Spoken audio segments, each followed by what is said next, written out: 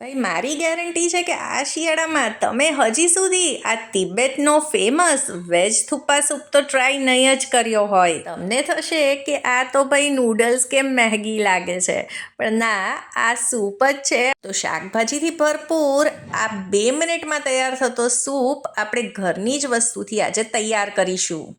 તો ચલો આજની રેસીપી શરૂ કરીએ. એક કઢાઈમાં 2 ચમચી તેલ એડ કરીશું. આમાં તમે બટર પણ એડ કરી શકો છો. 1 લીલા મરચાંને ઝીણું સમારી લઈશું અને અડધા ઇંચ આદુના ટુકડાને પણ ઝીણું કટ કરી આમાં એડ કરી લઈશું. હવે આ વેજ થુપ્પા સૂપ નેપાળમાં અને ભારતમાં અલગ અલગ જગ્યાએ અલગ અલગ રીતે બને છે.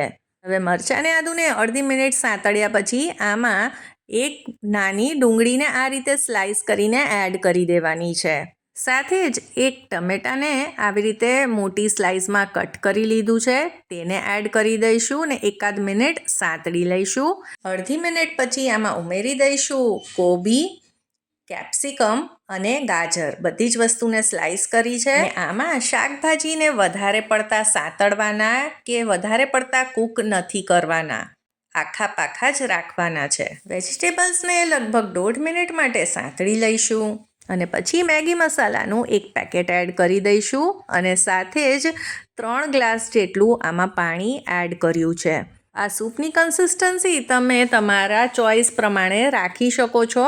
આ સૂપ આમ તો નૂડલ્સ એડ કરી તૈયાર કરવામાં આવે છે, પણ મેગી તો દરેકના ઘરમાં હોય જ છે, તો આજે આપણે આને મેગી નાખીને તૈયાર કરીશું. હવે આપણે થોડુંક મીઠું અને 1 ચમચી જેટલો રેડ ચીલી સોસ એડ કરીશું અને આમાં જે એક નાનું પેકેટ મેગીનું આવે છે તે એડ કર્યું છે. હવે આ બધી જ વસ્તુને બોઇલ થવા દઈએ અને મેગીને કૂક થવા દઈએ. અને જો આની જગ્યાએ તમારે નૂડલ્સ એડ કરવા હોય તો નૂડલ્સને અલગથી બોઇલ કરી અને પછી આમાં એડ કરી શકો છો.